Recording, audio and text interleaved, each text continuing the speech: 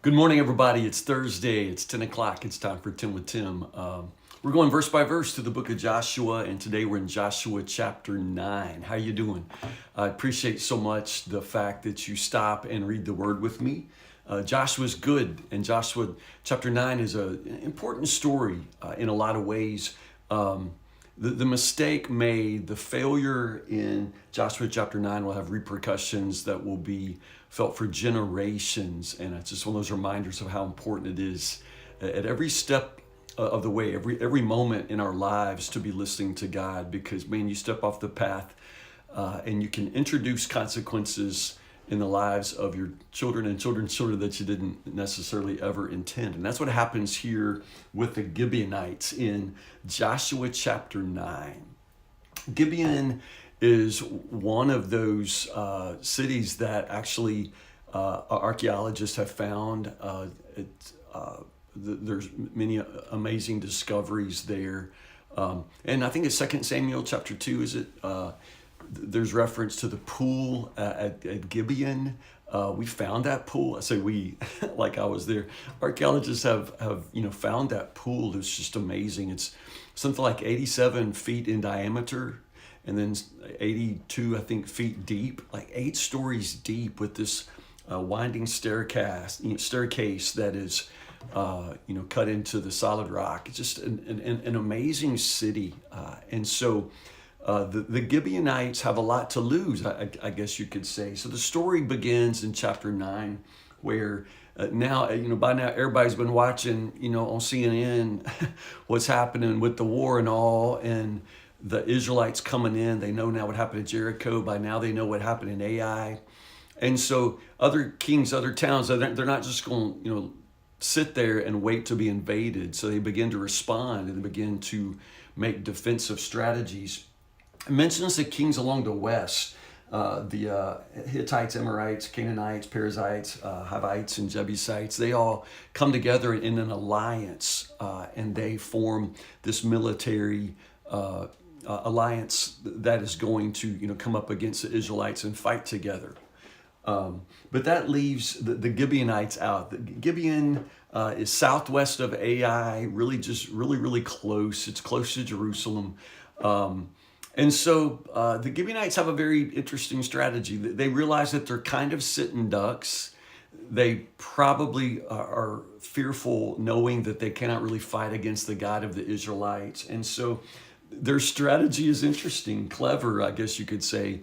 They deceive the Israelites by making it appear like they've been traveling a long way. And that's their whole thing. They say, hey, we are from this faraway country, and we want to make peace with you all. And Joshua's like, well, what country is that? And they just say, well, it's Genovia. They make something up. We're from Genovia.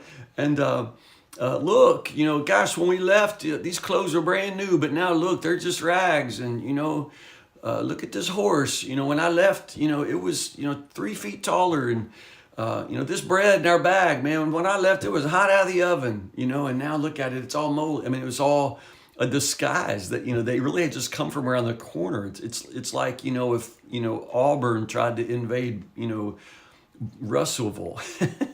They're just, right there. But in some ways, they're clever. In other ways, Israel's just dumb, to fall for this. And I really do think the chapter intends for you to go, what's wrong with them?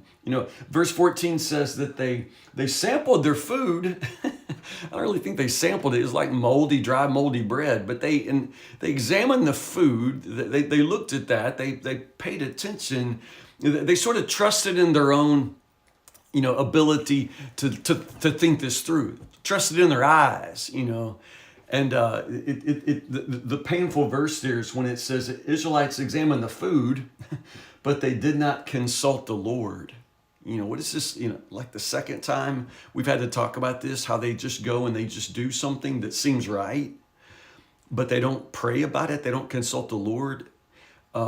you can see it here in the scripture, how insane it is when people just, follow the way that seems right to themselves. And this is one of those instances, I guess it makes sense. They're thinking, man, these people are from far away. Who's ever heard of Genovia? I made that up, y'all, but who's ever heard of this country? Let's just make peace with them because we're never going to see them again, The interesting thing to me is the reason why when they finally, 3 days later, it's like, somebody gets lost and they end up in Gibeon and think, oh, well, shoot, this place is right here. It's in our backyard. It's like a suburb, and then there's like, I'm interested in the fact that, they don't think, well, cancel that treaty. The whole treaty, the whole peace agreement was under false terms. It's like, so why you got to keep a treaty with people who lied to you? But this is the thing, that the people of Israel understand that God himself is a covenant God, and they made this covenant in the name of God, even if they didn't talk to God. And for that reason, they don't feel that it is their prerogative to rescind it. It's a covenant made in God's name.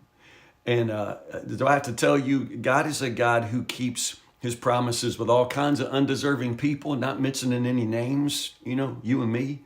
And so in that sense, there's kind of a beautiful part of that. It's terrible in a way that they end up having to keep this treaty because it's going to be a stone around their neck for generations. But at the same time, there's that respect for God and that beautiful picture of grace that, those, liars, rat finks, they don't deserve it, but none of us deserve, the peace that we receive from God through Jesus. It's extended to all of us liars and undeserving sinners. So there you go. When Joshua does realize what's happened, that there's a sort of curse on the Gibeonites, and they become what's the word, woodcutters and water carriers for the community of Israel, and especially for the altar of the Lord. So the Gibeonites become taken up sort of as servants of the Levites. We'll get to Joshua chapter 21, and they start dividing up the towns, and Gibeon becomes a Levitical town, a Levite town, and it seems to be sort of a place where worship becomes kind of centered. So all of this is related. I guess the thing that strikes me, and I know this chapter may not interest you a whole lot, but Gibeon continues to be a factor in Israelite story, all the way through the Old Testament. So there you go. They've changed their future here. And they've changed their future in a way that is in a direction away from what God intends. And I find that interesting. For all of my friends who, want to emphasize the sovereignty of God, and I do believe that God is sovereign. I believe that God is all powerful, all knowing. I believe all of those things. I also believe that God doesn't get everything he wants, because God partners with sinners, with people like me and you. And we have this inevitable tendency to shoot ourselves in the foot and somehow ruin good things, And so I just want you to recognize that God's intention was that this land belonged completely to Israel, that the Gibeonites, the Perizzites, the Hittites, the all of those ites would be driven out. But now that they've compromised that, they didn't consult the Lord. They made a decision that the Lord would not have chosen. And now they will live with those consequences. You ever realize that in your own life? You ever made a mistake and you realize, my life's different from now on? And it doesn't mean God can't bless you. I want you to understand, you can't sin in such a way that you can completely derail God's intention to bless your life. God can always, make a way out of no way. I'm not saying that he can't, but I'm just saying that sometimes we can sin in such a way where we will have a future with God, but it will never be God's best anymore. You know what I mean? Because there are certain chances, certain opportunities that we can sin away, and those opportunities don't come back. And the opportunity to follow the Lord into the promised land, to drive out, these, wicked occupants, and have, this land flowing with milk and honey. That's what God intended. But now from this point on, it's not going to be that way. There will be Gibeonites there, and as it turns out, others as well, because of this compromise, because they just would not follow him. Again, I don't want to scare. I don't want to suggest, in any way that we can cancel God's plan for us. I'm not saying that. I'm just saying that we can sin in such a way where we will never be able to step into God's best for us. You know what I mean? The promised land itself is still there, and they're going to live in it. It's just they were never supposed to have Gibeonite neighbors, and that's going to be a mistake. And they'll continue to pay for that mistake with their lives. Pick up here tomorrow, chapter 10. Chapter 10 is good, you all. Chapter 10, verses 1 to 43. You're going to love this one. You're going to love this one. Joshua chapter 10 for tomorrow. Listen, have a good Thursday. It's a beautiful day. I got lots and lots of work to do. Pray for me. I need to do some catching up at the desk here today. But I love you. Stay in the Word. Stay with me, and we will. We're going to get through the book of Joshua pretty quickly.